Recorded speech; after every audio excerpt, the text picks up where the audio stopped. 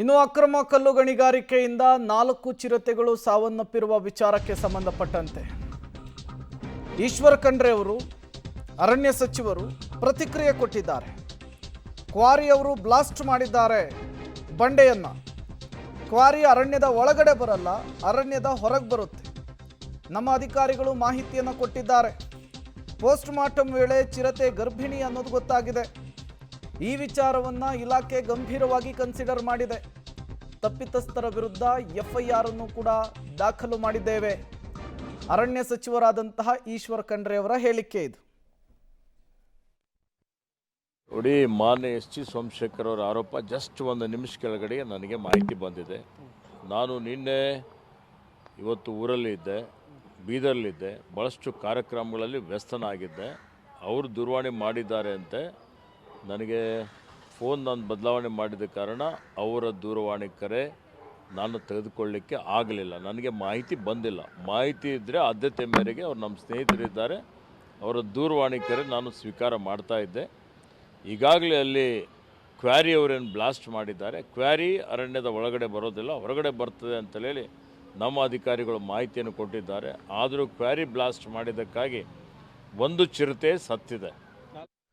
Details ಕೊಡೋದಕ್ಕೆ ಮಸೂದ್ ನೇರ ಸಂಪರ್ಕದಲ್ಲಿ ಜಾಯಿನ್ ಆಗಿದ್ದಾರೆ. ಮಸೂದ್, ವನ್ಯಜೀವಿಗಳ ರಕ್ಷಣೆ ಅರಣ್ಯ ಇಲಾಖೆಯ ಹೊಣೆ ಆಗಿರುತ್ತೆ. ಬಟ್ 4 ಚಿರತೆಗಳು ಸಾವನ್ನಪ್ಪಿದ್ದಾವೆ. ಇನ್ನೂ ಕೂಡ ಅರಣ್ಯ ಇಲಾಖೆ ಎಚ್ಚೆತ್ತುಕೊಂಡಿಲ್ಲ.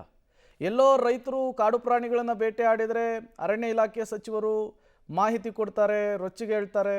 ಮತ್ತೊಂದು ಕಡೆ ಎಲ್ಲೋ ಶೂಟಿಂಗ್ ಸೆಟ್ಟು ಕಾಡು ಪ್ರದೇಶದಲ್ಲಾದರೆ ಆ ವಿಚಾರಕ್ಕೆ ಸಂಬಂಧಪಟ್ಟಂತೆ ಮುತುವರ್ಜಿ ವಹಿಸ್ತಾರೆ. ಈ ವಿಚಾರದಲ್ಲಿ ಯಾಕೆ ಇಂಟ್ರೆಸ್ಟ್ ಕಾಣಿಸ್ತಾ ಇಲ್ಲ ಅಂಥೇಳಿ? ಪ್ರೇಮ್, ಅಕ್ರಮವಾಗಿ ಕಲ್ಲು ಗಣಿಗಾರಿಕೆ ವಿಚಾರದಲ್ಲಿ ಒಂದು ರೀತಿಯಲ್ಲಿ ರಾಜ್ಯ ಸರ್ಕಾರ ಒಂದು ರೀತಿಯಲ್ಲಿ ನಿಧಾನ ಧೋರಣೆ ಅಂದರೆ ಕ್ರಮ ತೆಗೆದುಕೊಳ್ಳಲ್ಲ ಅನ್ನುವಂಥ ಧೋರಣೆಯನ್ನು ಈಗಾಗಲೇ ಪ್ರದರ್ಶನ ಮಾಡ್ತಾ ಇದೆ ಬೇರೆ ಬೇರೆ ಪ್ರಕರಣಗಳಲ್ಲಿ.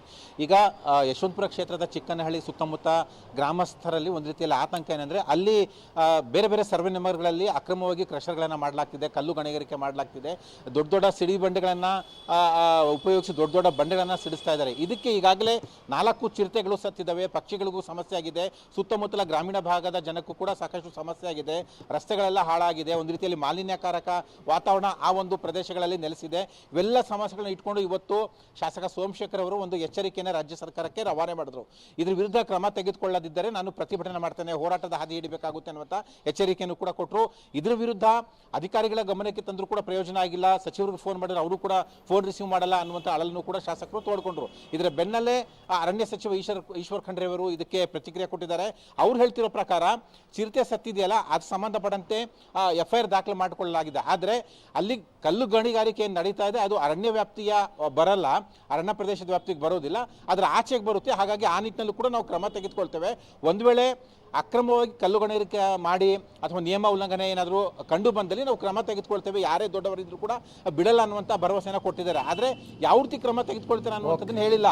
ಅಲ್ಲಿ ದೂರು ದಾಖಲಾಗಿರುವಂಥದ್ದು ಚಿರತೆಗಳೇ ಸತ್ತಿದ್ದಾವೆ ಅಂತ. ಅದ್ರ ವಿರುದ್ಧ ಯಾವ ರೀತಿ ಕ್ರಮ ತೆಗೆದುಕೊಳ್ತಾರೆ? ಇವರು ಕ್ರಮ ತೆಗೆದುಕೊಳ್ಬೇಕಾಗಿರೋದು ಅಕ್ರಮ ಗಣಿಗಾರಿಕೆ ವಿರುದ್ಧ, ಅದರಿಂದಾಗಿಯೇ ಚಿರತೆಗಳು ಸತ್ತಿದ್ದಾವೆ ಅಂತ. ಆದರೆ ಸರ್ಕಾರ ಒಂದು ರೀತಿಯಲ್ಲಿ ನೆಪ ಕೊಟ್ಕೊಂಡು ಹೋಗ್ತಾ ಇದೆ. ಹಾಗಾಗಿನೇ ಹೋರಾಟ ಮಾಡಬೇಕು ಅನ್ನುವಂಥ ಎಚ್ಚರಿಕೆಯನ್ನು ಶಾಸಕರು ಕೊಟ್ಟಿದ್ದಾರೆ. ಮುಂದಿನ ದಿನಗಳಲ್ಲಿ ಕ್ರಮ ತೆಗೆದುಕೊಳ್ತಾರೆ ಇಲ್ವಾ ಅನ್ನುವಂಥದ್ದನ್ನು ಕೂಡ ಕಾದು ನೋಡಬೇಕಾಗುತ್ತೆ. ಪ್ರೇಮ್, ಥ್ಯಾಂಕ್ ಯು ಮಸೂದ್, ತಮ್ಮೆಲ್ಲ ಮಾಹಿತಿಗಾಗಿ.